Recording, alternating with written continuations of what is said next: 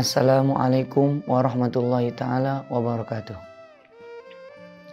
Alhamdulillah, di kesempatan kali ini kita akan banyak membahas tentang bagaimana Al-Quran juga bagaimana Ramadan memberikan banyak pelajaran, memberikan banyak hikmah dalam kehidupan kita. Kaum muslimin dan muslimat rahimakumullah, Allah subhanahu wa ta'ala berfirman, "Walawit taba'al haqqu ahwa'ahum la fasadatis samawati wal ardu wa man fihin." Seandainya kebenaran, seandainya ajaran Islam ittaba'a ahwa'ahum, menyesuai, mengikuti apa yang menjadi keinginan manusia, la fasadatis samawati wal ard, Allah tekankan pasti akan rusak, akan binasa langit-langit dan bumi. Bal atainahum bizikrihim, tetapi kebenaran syariat Islam datang untuk memberikan peringatan kepada manusia. Dari ayat ini ulama menjelaskan bahwasannya syariat selalu mendidik manusia untuk melawan, menentang apa yang menjadi hawa nafsu mereka. Seperti kita tahu, tidak ada dari kita yang ingin menahan lapar, tidak ada dari kita yang ingin berdiri seperti orang yang sholat tanpa diwajibkan, tanpa disyariatkan oleh Allah Subhanahu wa ta'ala. Artinya semua syariat-syariat yang Allah telah wajibkan kepada manusia, kesemuanya bertentangan dengan hawa nafsu kita. Akan tetapi ada dua syariat yang hal tersebut sesuai dengan hawa nafsu kita, dengan keinginan manusia. Yaitu yang pertama adalah an-nikah, menikah. Dan yang kedua adalah ta'jilul futur, yaitu menyegerakan ketika berbuka. Dua hal tersebut merupakan syariat yang sesuai dengan hawa nafsu kita. Nah, bapak-bapak, ibu-ibu yang dimuliakan Allah Subhanahu wa ta'ala, jika kita mengingat ketika kita masuk bulan Rajab, kita berdoa, Allahumma barik lana fi Rajab wa Sya'bana wa ballighna Ramadan. Yang artinya adalah, ya Allah, berkahi kami di bulan Rajab, berkahi kami di bulan Sya'ban, dan sampaikan kami di bulan Ramadan. Tanpa kita sadari, di dalam doa tersebut terdapat pembedaan antara ketika kita meminta bulan Rajab, kita meminta keberkahan. Sya'ban kita meminta keberkahan. Tapi ketika Ramadan kita hanya meminta sampaikan. Tidak ada kalimat kita meminta keberkahan di bulan Ramadan. Itu apa? Karena al-bayan la yahtajul ilal iyan. Al-iyan la yahtaju ilal bayan, yang sudah jelas tidak perlu diperjelas. Karena Ramadan sudah jelas keberkahannya, tanpa kita minta keberkahan kepada Allah Subhanahu wa ta'ala, Allah telah meletakkan banyak keberkahan di bulan Ramadan. Nah, bapak-bapak, ibu-ibu yang dimuliakan Allah Subhanahu wa ta'ala, kaum muslimin, kaum muslimat, mengingat bahwasannya ada seseorang ulama yang berkata di dalam perihal keutamaan berpuasa, keutamaan menahan lapar, beliau mengatakan, talabtu nuro fil qiyamah, aku mencari cahaya di hari kiamat, fawajadtuha fil judi wasakhawah, yang tadinya aku tahu cahaya di hari kiamat didapati dengan kedermawanan, dengan kemurahan hati. Tapi kata ulama ini, aku pula mendapatkan cahaya di dalam hari kiamat bukan hanya di dalam kedermawanan dan kemurahan hati, tapi di dalam menahan lapar yang dialami oleh manusia ketika menjalani puasa Ramadan.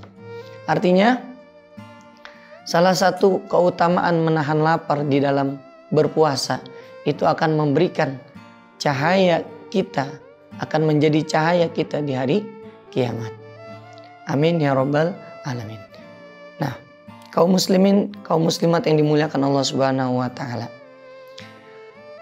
Begitu juga ada seorang yang mengatakan, tepatnya beliau adalah Al-Habibul Imam Al-Qutub Al-Habib Abdul Qadir bin Ahmad Bil-Faqih.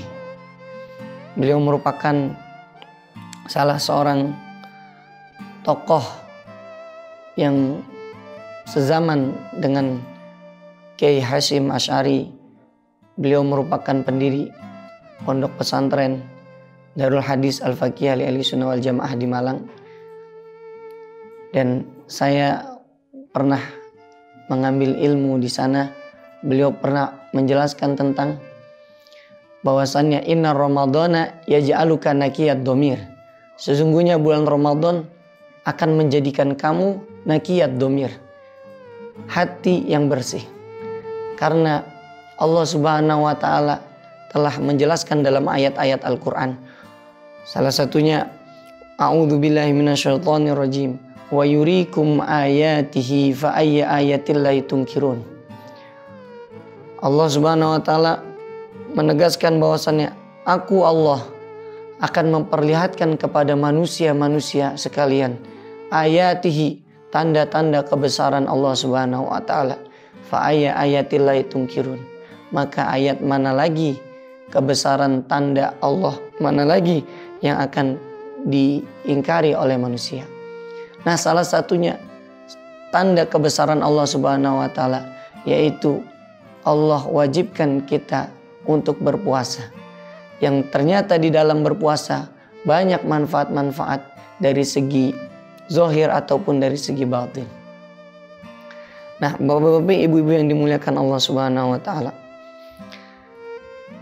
membahas apa yang telah dikatakan oleh Al-Habib Abdul Qadir bin Ahmad Bil-Faqih, yaitu bahwasannya puasa akan menjadikan kamu memiliki hati yang bersih. Kita tahu bahwasannya hati yang bersih salah satunya akan menjadikan seseorang memiliki rahmah, kasih sayang. Kita bisa lihat banyak kasih sayang yang terlihat, yang bisa kita saksikan di bulan Ramadan. Baik dari mulai membagikan takjil ataupun sumbangan atau santunan, kemudian acara-acara yang ada di media, kesemuanya berubah drastis. Seakan-akan mereka menghormati, menghargai Ramadan. Yang itu semua merupakan ayatillah, tanda-tanda kebesaran Allah Subhanahu wa taala. Kita bisa pikirkan, siapa dari kita yang bisa mampu melarang manusia yang ada di bumi ini untuk menahan lapar sampai maghrib? Tidak mungkin ada, baik dia presiden ataupun raja, kecuali Allah Subhanahu wa taala yang memiliki kerajaan langit dan kerajaan bumi. Baik para hadirin, para kaum muslimin dan kaum muslimat yang dimuliakan Allah Subhanahu wa taala. Setelah kita mengingat bahwasannya Allah Subhanahu wa taala telah mengijabahi doa kita dengan Allah menyampaikan kita ke bulan Ramadan. Kemudian Allah telah memberikan kita Ramadan agar hati kita menjadi lebih baik. Maka sudah sepatutnya kita mensyukuri apa yang telah Allah berikan kepada kita. Karena Rasulullah SAW itu pernah ditanya ketika beliau mengerjakan sholat sampai kaki beliau terluka. Langsung seorang sahabat bertanya, "Ya Rasulullah, bukankah engkau telah diampuni dosamu? Dosa yang telah lalu dan dosa yang akan datang." Jawab Rasulullah SAW, "Afala akuna abdan syakura." Apakah aku tidak boleh menjadi seorang hamba yang bersyukur?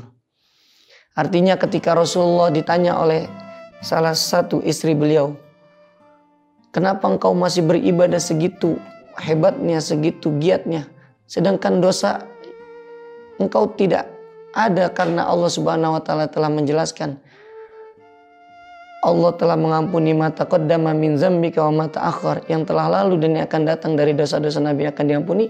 Tapi Rasulullah masih semangat, masih melakukan banyak ibadah-ibadah. Tidaklah lain, itu semua Rasulullah lakukan untuk menjadi hamba yang bersyukur atas nikmat-nikmatnya Allah. Maka kita sudah sepatutnya mengikuti apa yang telah dijalankan, apa yang telah dicontohkan oleh Rasulullah SAW. Semoga taufik dan hidayahnya Allah selalu menyertai kita, sehingga kita selalu dapat berusaha menjadi orang-orang yang diridhai oleh Allah Subhanahu wa taala. Wassalamualaikum warahmatullahi taala wabarakatuh.